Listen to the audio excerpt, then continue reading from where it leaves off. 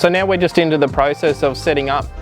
and how we get this plumbing to work with the Luxus drain round a pool. So around a pool, you generally got a coping tile that runs around the outside, and then on this particular project we have a pool surround with a tiled pool surround coming off the side of the pool. So we'll generally try and get that drain close as we can to the pool edge to allow us, once we do the coping, to bring that drain right in against the pool edge and get the drain centre under that grate.